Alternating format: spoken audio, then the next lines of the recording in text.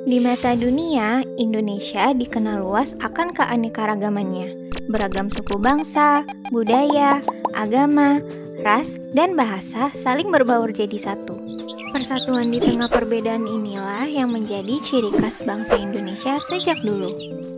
Tercermin dalam semboyan Bhinneka Tunggal Ika, perbedaan bukanlah jadi penghalang tersatukannya tiap individu di Nusantara, melainkan perbedaanlah yang mempersatukan kita. Namun realitanya, isu perpecahan dan intoleransi yang kian marak jadi faktor pemecah belah keutuhan suatu bangsa.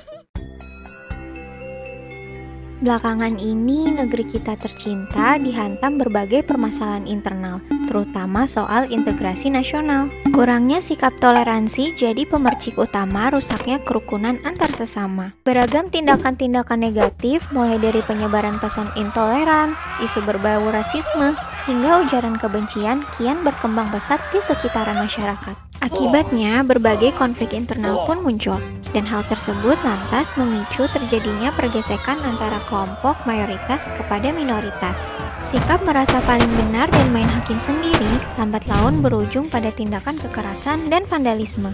Bayangkan jika seandainya posisi kita berada di lingkaran minoritas, besar kemungkinan bisa saja kita diperlakukan secara diskriminatif. Pada dasarnya, intoleransi tidak hanya terbatas pada sikap membenci perbedaan pandangan pribadi saja. Intoleransi juga bisa muncul melalui perbedaan latar belakang suku, budaya, bahkan ras sekalipun. Nggak dapat dipungkiri pula, agama pun kini dijadikan sebagai kekuatan politik oleh segerombolan pelaku intoleransi. Perlahan, sikap toleransi mulai memudar dari waktu ke waktu, dan segelintir oknum cenderung ingin menang sendiri demi kepentingan pribadinya. Sebagai umat muslim yang cinta damai, salah satu sikap dasar yang harus ditanamkan dalam kehidupan sehari-hari adalah sikap saling menghormati dan menghargai kepada sesama. Sejatinya, Islam mengajak kepada umatnya untuk selalu menjalin kehidupan yang harmonis kepada manusia lainnya. Dan Islam juga sangat menjunjung tinggi keadilan bagi siapa saja tanpa memandang apapun latar belakangnya. Termaktub di dalam surat Al-Mumtahanah ayat ke-8, Allah sebenarnya telah mengingatkan kita untuk selalu menghormati kepada sesama. Allah Ta'ala berfirman,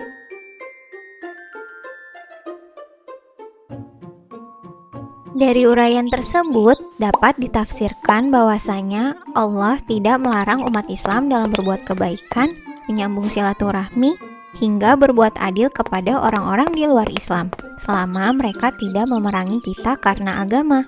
Dari hadis Bukhari, suatu waktu Rasulullah SAW pernah ditanya, agama manakah yang paling dicintai oleh Allah? Maka beliau menjawab, Al-Hanifiyah As-Samhah, yang lurus lagi toleran. As-Samhah berasal dari kata tasamuh yang merujuk pada makna toleransi. Hadis tersebut sering digunakan sebagai rujukan Islam untuk mendukung sikap toleransi. Dengan berpegang teguh pada nilai-nilai Pancasila, kita seharusnya dapat meningkatkan rasa persaudaraan kepada antar sesama. Mencegah perpecahan akibat perbedaan adalah tugas kita semua sebagai warga negara Indonesia demi menjaga keutuhan bangsa. Hal tersebut dapat diwujudkan dengan menerapkan sikap toleransi di dalam kehidupan sehari-hari sedari dini.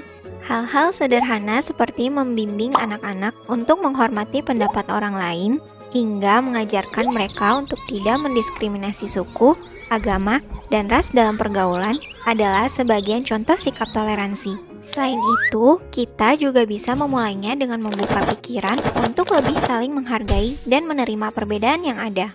Bukankah manusia itu diciptakan berbeda-beda dengan segala keunikannya? Terlebih di Indonesia memiliki beragam suku, adat, dan ras yang heterogen. Maka sudah saatnya kita bersatu padu tanpa sekat. Terima kasih, tunggu video selanjutnya ya.